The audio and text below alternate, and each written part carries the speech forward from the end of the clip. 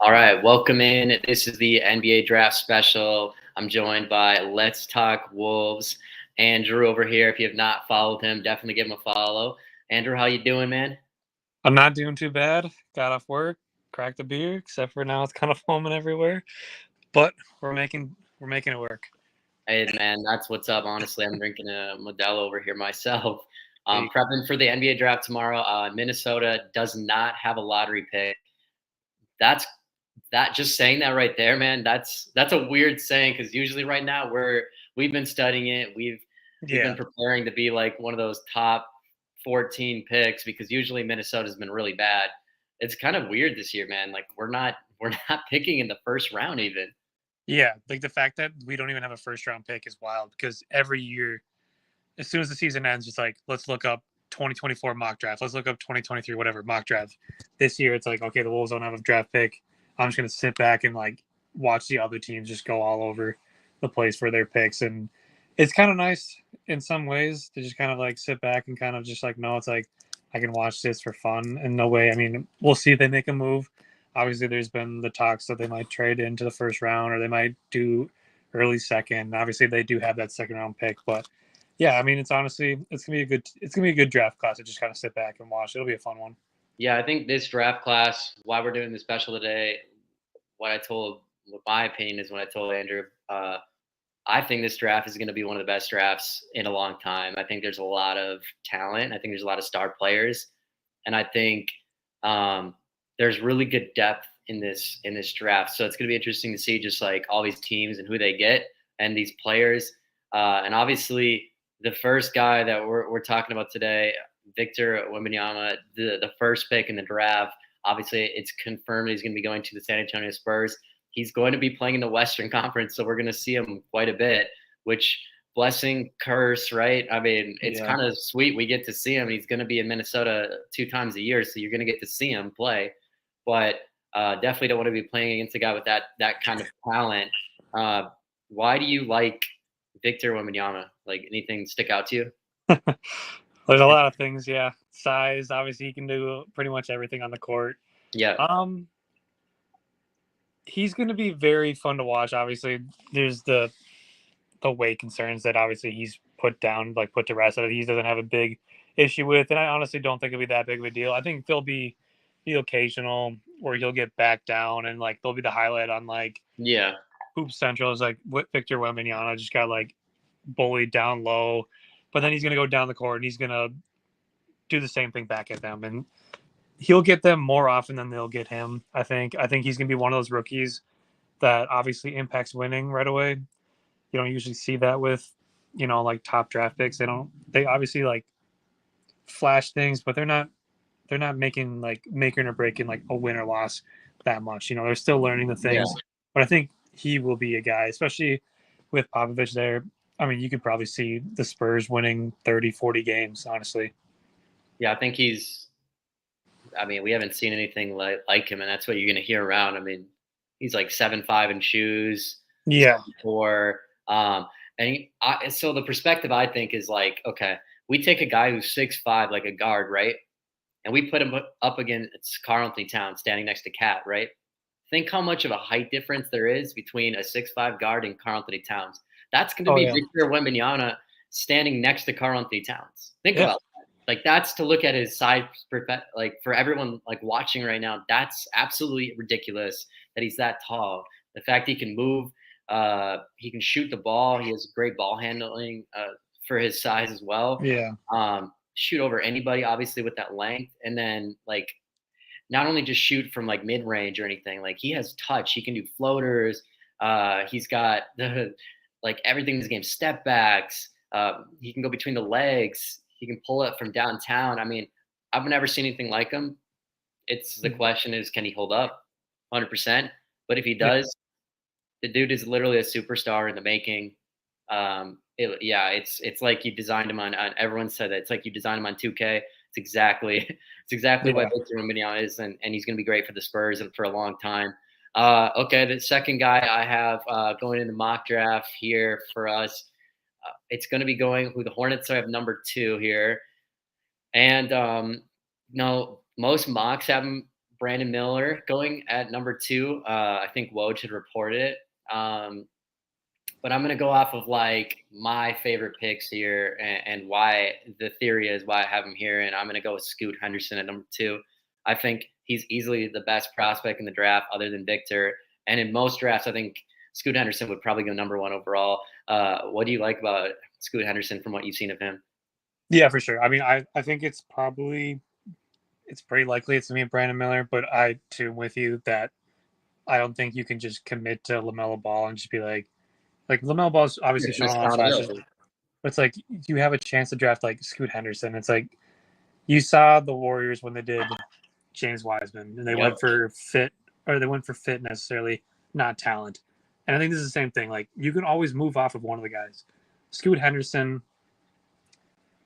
I honestly like if you're the Spurs, you obviously have to take Victor, but it wouldn't shock me if like Scoot ends up being the better player just because of I think Yeah, I could only see like, that. just the health concerns. And I just think like it's a guard like heavy league. But I mean like 10 times out of 10 you're taking Victor. But Scoot just like has that makeup of like the physical tools and like if he develops that 3-point shot, like you're talking about a guy who can get up and down the floor. He's gonna take you to the paint, he can hit you with the mid range. I mean you saw what he did. He like likes the bright moments. You watched the game when he played Victor. He Yeah. got up for that game. Like you get him in one of those like big like kind of moments, he's gonna perform, especially in the playoffs. He's gonna be a guy. I think we're looking at like you see all these playoff performers like Ant or Jamal Murray, like guys who just rise to the occasion. He's gonna be that guy. Yeah, he's really competitive. That's my favorite thing about Scoot. Dude is like the drive. And you know what? If you're watching this right now, and you do like Scoot Henderson, you're holding on that small chance that for some reason he slips to like pick 3 or something, and Minnesota trades Yeah. cap for him. Then definitely be pay attention here. I mean, the dude is what 6'2", a little undersized, but Yeah. finishing You got the ability, build. yeah, the build incredible. If you've seen him working out, his draft workouts are unlike no other. When he's just jacked, ripped, like he's in shape. And not only that, I'm hearing he's done 2-a-days consistently all the time. So probably out of everyone in the draft, he's arguably in shape the most out of anybody. And on top of that, the explosiveness of Scoot, it's kind of like Derrick Rose from back in the day, Russell Westbrook maybe in his prime, and you're getting ability to finish at the rim like all those guys, including John Morant. I mean, he's such a good prospect. His playmaking is good. Shooting is okay, but like if he develops the shot, like you said, dude's a superstar. Regardless if he's never a great defender because of his size, that might be a little bit where he struggles. But the dog mentality, he's always going to give you everything 100% on the court. I think he has a really high upside. He's going to be a fun fit, and yeah, I agree. Charlotte, man, you got to take him at number 2. They probably won't. Probably going to make a mistake. Yeah. You got to draft. Highest upside, and Charlotte might make that mistake, not take Scoot 2. Moving on to 3 here. This one's kind of weird because now we got Brandon Miller, we got Ahmed Thompson. Who are you like? Who would you take right now if you're pick 3 here to the Trailblazers? Let's say they don't trade the pick. Hypothetically here, who are you taking at number 3?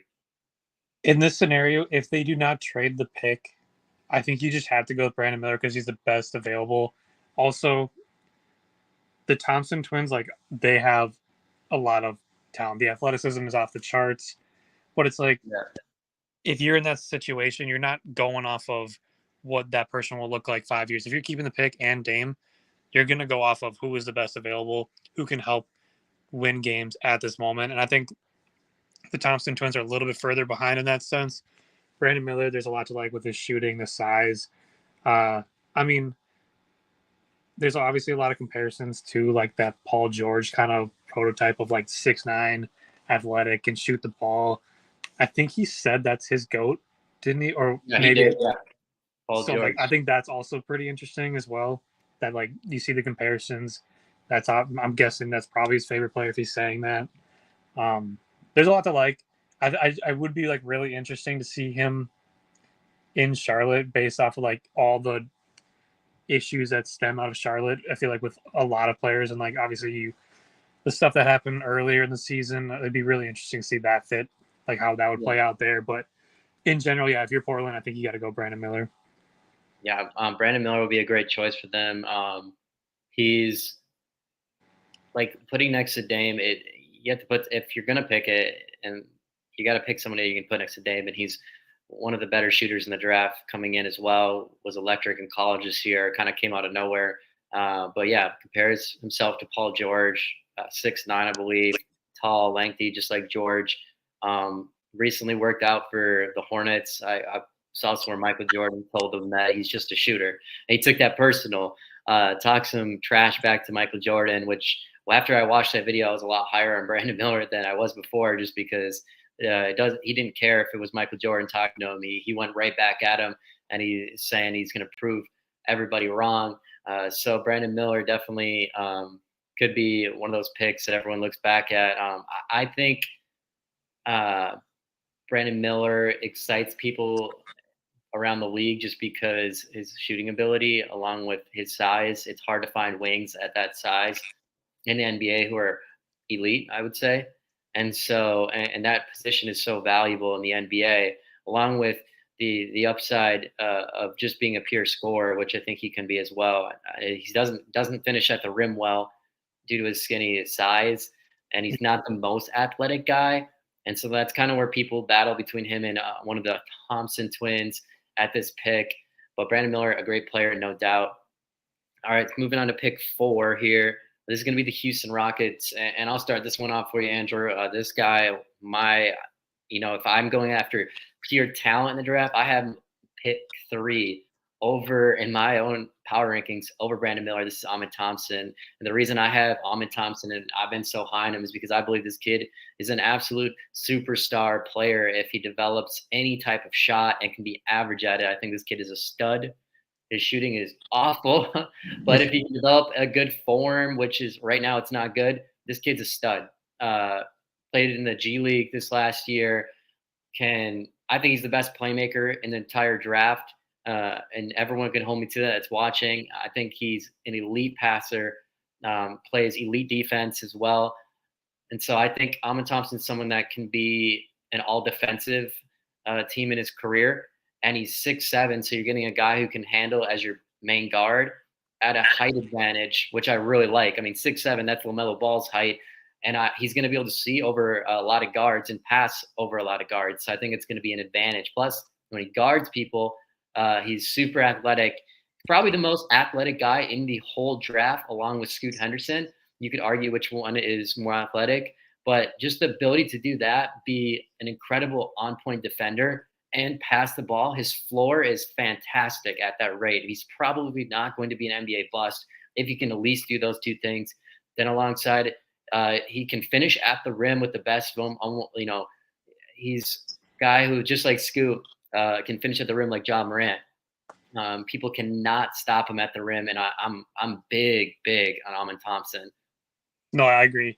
Anytime you can find like a 6'7" wing who can, get above the rim, like that's the guy you take a flyer on, especially if you're Houston. And there's obviously the report that James Harden is likely now going to Philly instead of the Houston rumors. Houston has a long way to go. They need to get some veterans in there, but a guy like Amon Thompson, like if they can get him, like that is another guy they can pair with like Jalen Green and Sengun. It's like that. There's a lot to like there. The shot obviously is a huge concern, but 6'7" wing player who can get above the rim, like you're not turning that down if you're the Rockets. To me, when I think of him as a player, I think he's a player that's still a little raw, so he needs like a really good developmental system. I'm very, very nervous that he's going to go to Houston and crash and burn because I don't like him next to Jalen Green because Jalen Green's really ball dominant. And yes, Amon Thompson can pass it, but I think it's going to I just don't like him in Houston. I think if Thompson doesn't work out, I think it's solely because he goes to the Houston Rockets. Sorry if anyone's watching. By some chance, he's a Rockets fan. But I think if he goes to pretty much any other team, I think he becomes a star level player. But if he goes to Houston, that's the only reason I don't see him succeeding. But anyways, moving on here, we're on pick 5 now, I believe. And this is going to Detroit here, I believe, right? Yeah, the Detroit Pistons here. A lot of ways they can go here. We're looking at what they kind of need. I don't know if they necessarily need a guard because they have Cade Cunningham, who was the number one pick last year's draft, who's showed the ability to really be the ball handler in Detroit, who I really like, one of the better young players in the NBA. A lot of drafts here I'm seeing are having like the other Thompson twin kind of mocked up here, Azir Thompson. You know, I think Detroit might go for somebody who might pop up here. There's a couple different guys, and then I'll turn it to you. So there's one guy who's moving up into the draft boards, and that would be Cam Whitmore out of Villanova. Somebody who's kind of hopping up in there, who's projected to be around 10 to 12 earlier, but now he's going as high as pick 5 Detroit. And then there's also the Azir Thompson and then Jarris Walker here. Those are kind of some players who all I think 2 of the 3 fit. I'm not sure I would take Azir Thompson here, but who would you take kind of if you're going off of talent of who you like? Yeah, honestly, like if Amin Thompson fell to Detroit, I really like that fit because they already have the guards, they already have the centers. I really like that you brought up Cam Whitmore because I do feel like that's a solid pick for them because they already have Jaden Ivey, they have Cade Cunningham, kind of 2 guys who like to run the floor, like to score a little bit more. Those Villanova players, for some reason, I mean, not for some reason, they're obviously coached really well. Yeah. But usually they pan out. They know their role, and none of them, I can't think of a Villanova player off the top of my head who's kind of been like, this is my show. And I feel like in Detroit, they already have a couple pieces. Jalen Duren was really fun to watch last year. 100%. Obviously, Cade Cunningham, the Ivy.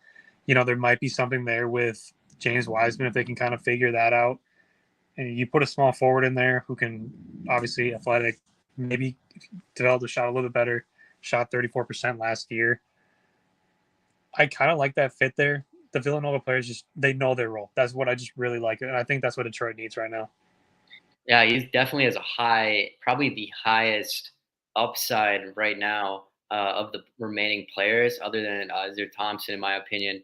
Yeah. Cam Whitmore, super athletic guy who can, like you said, he can spread the floor, shot a pretty good percentage. I think he shoots better than what his college numbers show. Yeah.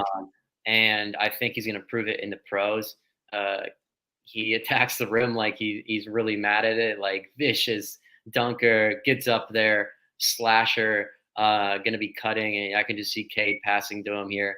But higher upside in his body. I really like what I've seen. It's NBA ready right now, and that's one of the coolest things about him as a prospect, along with a couple other guys in the draft. Is you don't have to worry about guys like Scoot Henderson, about these guys like Cam Whitmore and Jarris Walker. They're all going to be NBA ready, and that's huge because they're so young and they're not done growing, which is crazy too. Yeah. So he's going to get bigger. He's going to get better.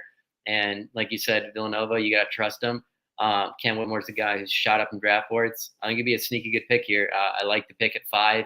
I like taking the swing. I like going for the upside pick here from Detroit.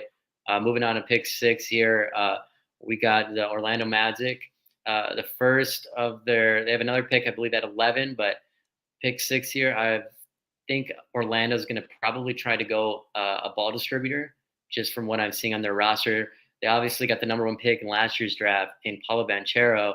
And on top of that, Frank Bodler, I can't say his name, but he's a fantastic player. And, they need somebody who can distribute the ball there in Orlando.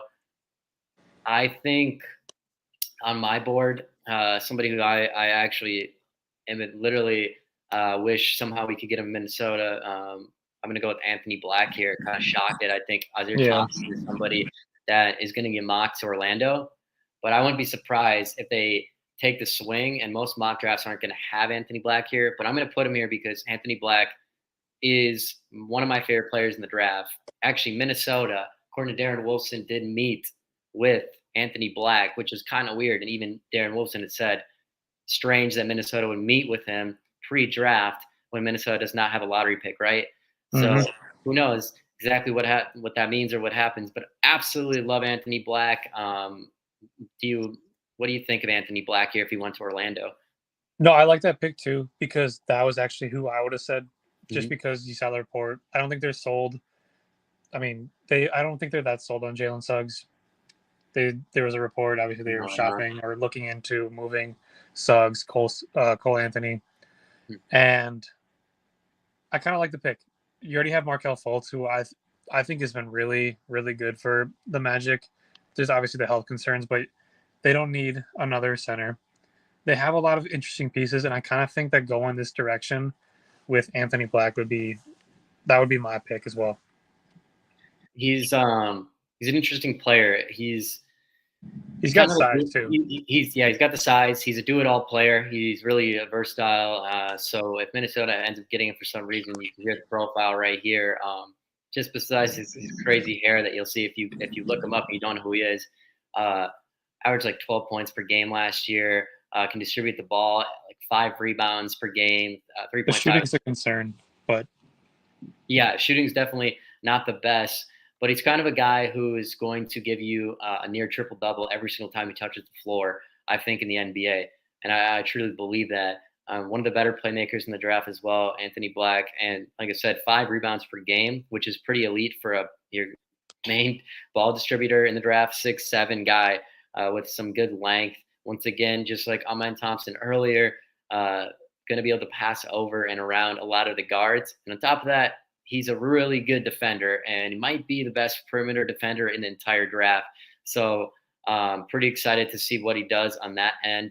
I think when I look at Anthony Black, my floor for him is a Ricky Rubio if I'm going to compare him to an NBA player that we all know very well in Minnesota.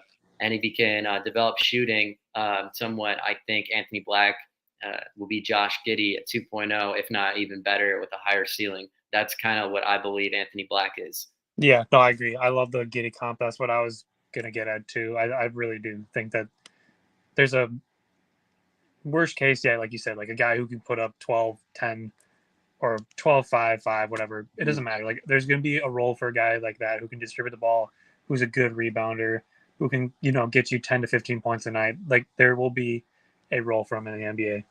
100%. And Orlando definitely, like I said, pair with those guys. They can't go wrong with those picks. Moving on to 7 here. This is going to be made by the Indiana Pacers tomorrow. And Indiana, what they need really badly is rebounding. They need some size. They need some defense. A guy who can really potentially spread the floor. And there's 2 guys here that I kind of have for Indiana. There's going to be Jarris Walker, and there's going to be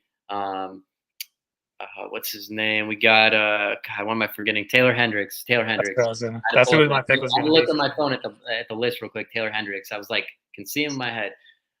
Those are the 2 guys here that I'd be looking at if I was the Indiana Pacers. Any of the 2 that you would kind of lean more towards than the other? I would do Taylor Hendricks in this scenario because of his 3-point shooting, and I think who knows if they'll keep Buddy Hield and stuff, but like I don't know. I think Tyrese Halliburton will have just a field day of kicking it out to Buddy Hield, Hendricks, whatever. Like I think that's a perfect scenario at the 4. I think that's kind of like their weakest part of the lineup. So in that sense, I think Taylor Hendricks is your guy there. Average 7 rebounds a game. I mean, you can't really go wrong with a 6'9" forward who can shoot 38, 40% from 3.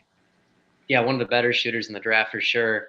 And it's crazy. He was basically nothing before the college season started and shot up everyone's list, everyone's draft board. Probably wouldn't have even been necessarily a first round pick, certainly not a lottery pick. He's kind of came out and put his stamp on the map. And I always love players like that because you can tell those guys, they're told they're never going to make it. They're told that they're not going to get drafted. They're going to have to potentially go the G League route or go an overseas route if their college dream doesn't really. It's just like or continue to play in college, right? And so having a player that really proved himself, I do really like that for a prospect. In Indiana, definitely, like you said, they need something. They need that shooting, something that can spread the floor. You can never have too many of that. And a guy who's 6'9" and can shoot, that value is just understated in the NBA. And on top of that, he plays pretty good defense on rebounding. He's a really good 3-and-D player and a long frame. And I think that's exactly what Indiana needs, the 3-and-D. Really love the pick with Taylor Hendricks here. Moving on, we got the next pick up in here, and it's going to be the Washington Wizards selecting at 8. And Washington really needs a ball handler if I'm the Wizards. And they're going to be drafting a ball handler for the future. There's a couple different guys that are left. obviously after Anthony Black, but Azir Thompson, and then another ball handler that I really do enjoy, the Kentucky guard Cason Wallace here. If I'm drafting here, you got to go with Azir Thompson. You got to take the upside there. He slipped. He fell to 8. Like I said, many people have him going as high as 5. Most mock drafts have him going 6 to Orlando. But Azir Thompson, probably not as elite athletic as his brother, Amin Thompson, but handled the ball most of the time while he was with the G League Ignite, played with his uh, brother Amin Thompson on the same team. And a lot of times they played on the court together. So they didn't really, it was kind of weird. It's not like somebody had the main ball handling duties all the time. And so I think there's these weird things with both twins where there's upside to both of them. We haven't really seen what it's like for the guy to be the main priority, but Azir Thompson, love him. Think there's a really high star upside, and I almost guarantee you that one of the Thompson twins will hit and be a star. I don't know which one, but I think they're both too good with too high upside that one of them doesn't hit. No, I agree completely. And Washington's in a position where you're going for talent. You're not going off of fit, and they don't really necessarily even have the roster to say that, because who knows what Kuzma does there. Maybe he returns, maybe he doesn't. But Yeah. I don't think that should be their priority at this point. And I don't remember the last time Washington could say like they went off of a pure like they've been kind of like that mediocre kind of finding guys. Nothing's really been a hit. And their last one was, their last pick last year was Johnny Davis. Yeah, and then they had Danny like a couple years ago. Yeah, I and think it's like the 9th pick maybe or something. it's been like that kind of like that 9 to 14 to obviously there's some non-lottery ones when they Yeah. had John Wall and Bradley Beal and stuff like that. But I do like that pick. I would have gone Thompson there as well, just because of you're just going for talent, and maybe Thompson doesn't hit for a couple years. They're fine with that at this point. They're not going for a quick rebuild. I think they're going to go in for the long haul, and I think this is a perfect like player to just go into that situation now. Yeah, and I love Cason Wallace, another guard here. And I wouldn't bet against him being a good player. I just don't know if he has as high of a ceiling as a guy like Azir Thompson. That's why I have him over. I think Cason Wallace is the safe pick here if you're the Wizards. But they're probably going to go after, like I said, go after a guard here. They've been linked to Anthony Black as well. So if Anthony Black slips, I could see the Wizards going after him over Thompson here. But yeah, it's going to be interesting to see how all the picks kind of go out here. 10, or I believe 9. What are we on, 9 right now? So yeah, we are on Utah, I believe. Utah Jazz here at 9. I'm gonna have them take Cason, the other guard here, Cason Wallace out of Kentucky. The one thing I'll tell you about Kentucky guards and point guards is you can never doubt them anymore. And at some point, all of us who are watching right now, me included in this, we need to stop and just trust the process on Kentucky guards, because they hit all the time. Tyrese Maxey, Devin Booker, Darian Fox. All these guys, Jamal Murray. I could just keep going, right? Then there's guys, there's other guys too. It's not just the guards. Julius Randle, DeMarcus Cousins, Karl Anthony Towns. There's so many players who are great that come out of Kentucky. I think, quickly even went to Kentucky as well. Like, he's another guy who, obviously he's not the same category as Jamal Murray, but like another guy who has a big role in the NBA. Tyler Hero came out of Kentucky too. Slipped in draft in picks, and Tyler Hero was a great pick for the value at pick like 14 where he got chosen. If you're getting coached by Calipari in Kentucky, you're NBA ready, and it's just been shown. And at some point, everyone's just got to trust the process and go and take a guy, right? And Utah has nothing to lose here. You got to take a guy with the high upside. If you don't really believe Colin Sexton, all these guys can be your future, why not take a chance on a young player? He's 6'2", a little bit undersized, but he's a dog. This dude's the definition of a dog. Drew Holiday, can defend, might be one of the better defenders in the entire draft. And He's going to be a hound in the defensive end. Can kind of do a little bit of everything. He doesn't really do anything elite, but he does everything well. So he's not. He's a really really good floor. But like I said, can't doubt the Kentucky guards, Andrew. I like Kason Wallace with this pick. That would leave us with the last one.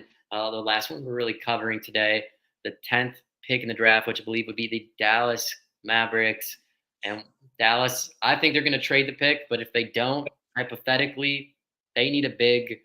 Um, I think most mock drafts here kind of have them taking Derek Lively out of Duke, who is projected to be at one of the best, top 5 picks in this draft pre-season. Didn't have the best year, but who you like? I guess we're kind of leaving out. I think we also have Jarris Walker on this area, who's fallen completely in our mock draft. Out of the two, who do you think they're going to take here if they had to between the two? This might be the hardest one to try and figure out, just because I don't know where they go with, like, I think they trade it, but if they don't, center is the biggest need at this point. I mean, I think you do Derek Lively just because of he's the best center available. They don't need another. I mean, you could do Jarris Walker, but I don't think they need another 6'7", kind of 6'6", 6'8", whatever he is, like forward. They have plenty of those already. Center has been their biggest kind of. That's been their biggest issue, and I think he would be a perfect complement. Very athletic, and I think Luka would be. He would find him so much in the dunker spot, whatever, like above the rim. He will find him. I don't think it's to be any issues for that. We'll see what they do with it. I think they trade out, but I do really like that pick if they do. Yeah, I think they do trade out as well, and I think it's an instant Jarris Walker draft if he's still on the board.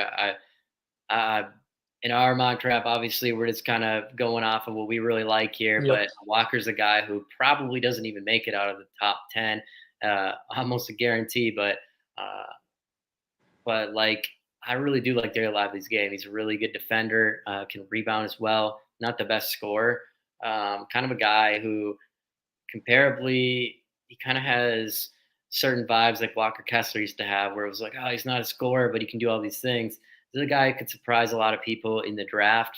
Dallas needs a big, and either Walker or Lively would be awesome here. But Derek Lively, no doubting, just you need a guy who can come in and right away make an impact on defense. I think it's so important, and he really will do that. One of the better shot blockers, great prospect.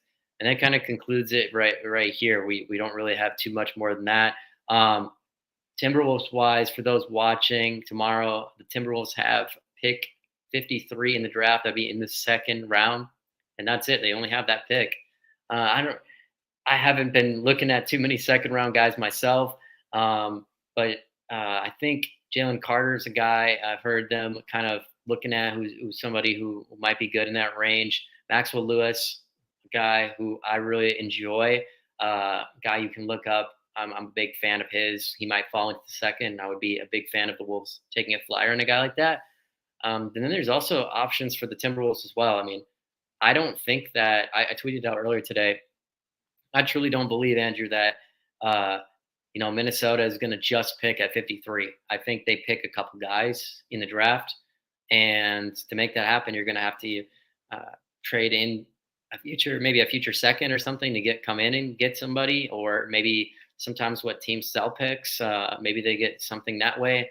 I think they're going to take a couple swings at some second rounders, and there's even the potential where you package some of the second round picks that you have, since, like I said, we got some of the D'Angelo Russell trade. We've got some before, right? We have like 5 seconds or something. Yep. Maybe we package a couple, 2 or 3 together, and we trade up into the late first, and we go for a guy that we think can be a high level, role player. I'm not sure. No, I agree completely. And one thing, I guess, Wolves fans, obviously, they're not very happy with Tim Connolly, and I think you have the right to be, obviously, with the Gobert trade.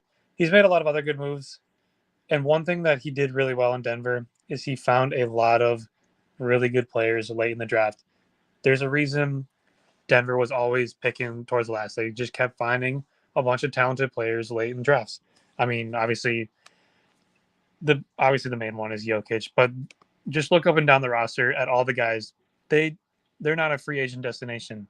They pretty much field their team, And then once they moved those players, like they couldn't they couldn't find playing time for Malik Beasley, Jared Vanderbilt, all these different guys, like guys who are NBA players who get rotational minutes. There's obviously we've seen the limitations with, Beasley and Vanderbilt, but Tim Yeah. Connolly does find gems late in the draft, and I think we just kind of have to trust it. He did.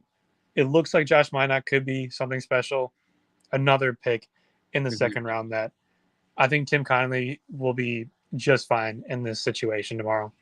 Yeah, I mean, he last year he also drafted Walker Kessler, even though he didn't end up on our team. Yeah. Tim Conley was big on Walker Kessler, and he saw it when a lot of people didn't. And so, if we ended up keeping Walker Kessler, I mean, he would have had one of the better drafts, getting Josh Minot and Yep. Walker Kessler, right? Yep. And Wendell Moore is still to be kind of seen what he can develop into, but maybe there's an upside of him being an NBA role player. I guess we'll find out this season. Top of that, there's guys from his history like was it Monte Morris too, another guy who Yeah. came out late that Tim Conley found. So I think you just have to trust. Tim Conley had a really good draft last year. We're just going off that, and we're excluding everything else. I think there's a chance this year, and he does seem to find those diamonds. And all you're looking for really in the second round is a guy who can be a role player. You're not looking for. You're not going to get. Yeah. I'm guessing he didn't draft Jokic in the second round and think he was going to ever be what he really was. And so, but really, you're just drafting to hope there's an upside for a guy who does one skill really well, can really do it, a guy who can stick and develop into something. Maybe somebody who's really raw. Maybe that's why they like someone like Josh Minot, who's really raw. Who Yeah. that's why he fell into the second round. So hopefully you're banking on that you can develop a guy like that. But I think you have to take a couple stabs at it if you're the Timberwolves, and the reason why is because the chances of one hitting, they're not as good, right? They're not that good. You got to take a couple shots at them, and those picks. I mean, they're so dirt cheap to pay for a contract in Minnesota because of the new CBA next year. Everything's going up, right? I mean, how are you Yep. gonna? You got Karl Anthony Towns going from $30 million range all the way up to 50. You got Rudy Gobert making 40. You have Anthony Edwards going to be on his new max contract that he's going to be signing an extension for. You got to pay him, and then Jaden McDaniels is going to get upwards of 25, $30 million a year contract, which some people might think is an overpay, but he's probably going to get somewhere around there. So you have all these guys on big contracts. Yes, probably all of them can't stay, but on top of that, just because of the new CBA and the rules, you need guys around him who are cheap contracts who can play meaningful minutes. Think of Christian Braun last year, drafted by the Denver Nuggets, right? Yeah. Played meaningful minutes, but was a later pick in the first round and really came through for them and it was cheap. That's the kind of player you're going to have to look for in Minnesota if you're a fan, if you're um, even Tim Conley, he knows he's watching this by some weird chance. Uh, you're going to need somebody like that to put around your team. But I can't wait to watch the NBA draft. It's one of my favorite days of the year. I think this draft's going to be historic, and yeah, we get to see a lot of good picks tomorrow, and maybe Minnesota gets active. Who knows? You just never know, right? Yeah. You never know. He's not going to bat 1,000. I do think that he's kind of almost built up that reputation where you see that like other teams in the NBA where like if Memphis picks a player and you're like that kind of feels like a reach. Yeah. It's really like they probably know something, and that's what I think Tim Connolly has kind of built up that reputation. So if he doesn't hit in the second round, I hope Bulls fans are not like super like up in arms about it because it is a second round for a reason. You're not gonna hit every time, but for the most part, I think he will. I think he'll bat well over 300-400 on his second round picks. He pretty much already has it in his career. So we'll Yeah, see. he's I'm good. excited though. It'll Got be a fun. fantastic track record. And then just a side thing, the last thing I wanted to throw in right before we kind of wrap things up here, Yeah. also Wolves related. We've seen the band back together the last couple of days. It's pretty exciting. Yeah. And I think the most exciting thing out of everything is we've seen Nas Reed back. Somebody that I didn't think was going to be posting. I think the team would be posting. I mean, they're flooding social media right now with Nas Reed content. And you know what? Teams typically don't do that if they think Nas Reed's not going to be back with the team. Like they probably tell their PR team, hey, hold out for a little bit. And also the players usually don't post things like, hey, I'm working out with this team when they don't even know Yeah. what the future is. But it's crazy. A week ago, I would have probably told you if we came on here that Nas Reed probably won't be on the Minnesota Timberwolves up today. I think there's a higher chance than the 50-50 than Nas Reed. I'm leaning more towards yes now. And I think it's a really good sign if you're a Timberwolves fan and you're a true Nas Reed stan like many of us. No, I agree. I think that's a really good point. Yeah. If he was not, if he was trending towards not coming back, I think we would not see it. Like we have not. Maybe we'll see a Jalen Noel post. I don't feel like we will, but I it don't is think he kind of will one of the. either. I don't think Jalen Noel's coming back. No, yeah, I don't think he is either. But I don't know. If, like, it'll be interesting to see if he gets a post or anything like that. Kind of. I'm sure he will. Like if he signs elsewhere. But I think that's a really good point. Like you don't see unrestricted free agents getting a ton of buzz from the social media team or the players. Like that's usually kind of kept under wraps until they sign with a new team. But it's kind of if it just feels like he's still with the team in a way, even though he's like a free agent, and it's still fun, and it gives a lot of Wolves fans hope. And I hope he's back next year. Yeah, I hope he's back too. He's going to be a key part in Minnesota's rotation. Obviously, he's gotten Yeah. better every year. Undrafted player, love him. Everyone pretty much loves Nas Reed in Minnesota. And I think if he doesn't get hurt and break his hand, and on top of that, Jaden McDaniels, I think there's a really high chance the Wolves were super competitive in the first series against the Nuggets Mm-hmm. with those two Yeah. on the roster. I think the whole season's looked. I think like the way that we talk about the team and the way that everybody around the league and the casual fan talk about the Timberwolves is completely different because I think they would have saw a team that like kind of how it was the year before when we faced the Grizzlies and we really looked like the better team, kind of showed the world like, hey, you know what, Minnesota's coming. Anthony Edwards, our young core is here. Jaden McDaniels is here. I think that would have been a big difference. So keeping the guys together, especially the young guys like Ant, Jaden, Nas, and you see Anthony Edwards and Jaden McDaniels like recruiting Nas Reed, Yeah. keeping that's huge too. I mean, guys that love playing with each other and they're all around the similar age range. That's something that's truly special. You can't really find that often. And how did the Nuggets win? They had they not the team that they built. They stick together. The Tim Conley built, right?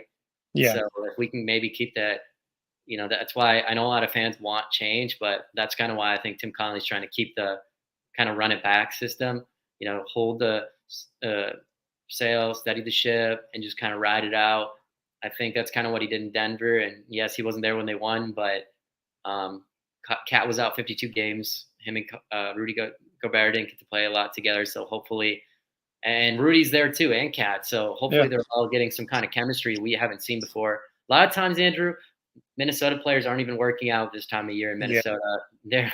They do not want to be here. They're not around each other, no matter if they're cool or not. So just a positive sign if you're a Timberwolves fan to see the team just really embrace. Like they seem like they actually want to be around each other and they enjoy being around each other. Yeah. And that's honestly like really cool to see. And like you said, with the Nas Reed point quickly, like Mm-hmm. right before he broke his hand, he was playing like the Wolves were playing some of the best basketball. They found a rhythm with that three center lineup. Not three center, obviously, but like the interchanging of that. And just on the continuity part, like you see the Wolves, they've never had continuity. And like you see all these other teams that are playing really well. Like just look at the Warriors. I mean, look at the Nuggets, obviously. Like all the teams that play really well Yep. have a lot of continuity. They have a lot of team chemistry, and really like them staying in Minnesota is pretty cool to see. And I think it obviously starts. It really does start with like Nas Reed and Jaden McDaniels. I want to say it's Anthony Edwards, but it's been Jaden and Nas who stay every single summer and work out. And like you have to bring Nas Reed back, and like having a guy who wants to stay in Minnesota and work out, like you can't let someone like that get away. Yeah, and on top of that, we've seen like Josh Minot there, and Yeah. those things they rub off on other players that are younger, even if it's a year or two. The difference, I mean, it kind of just gets them all into a certain habit, and so that's big just for the future in general. And like I said, Nas every year gotten better, undrafted, had everything to prove, and so just to get a guy like that to show everyone how hard he works and how much he truly uh, loves playing basketball and hates losing. Big player for the Wolves. Hopefully they don't lose him. I think he's a really valuable piece. But we'll know in the next couple weeks here kind of what's going on with the Minnesota roster. It's been great having you on, Andrew. Yeah. NBA draft is tomorrow, man. Hopefully everyone enjoyed this special, even though it might not have gone exactly how everyone wanted. But yeah, anything else before we kind of wrap it up here? No, man, I appreciate you having me on. It's been a lot of fun talking draft. It feels good to get kind of back into swing things. I know I said it's been nice to take a break from draft, Yeah. but there is just something about it. You catch the bug, you want to get back into it. So yeah, it'll be fun. I'm excited. It'll be a fun off season. It'll definitely be a fun off season. Like I said, follow him. Let's talk Wolves on Twitter. Hit me up. Obviously, you're probably watching this, but hit up my podcast at the Daily Wolves. You can search the Daily Wolves up on Spotify. You can find it on Apple, everything like that. And we just put our YouTube channel up, which we're gonna be more active soon. Haven't been yet, Love but it. yeah, you can subscribe on YouTube, the Daily Wolves as well. But yeah, until next time, man. As always, Andrew, go Wolves. Yeah, go Wolves.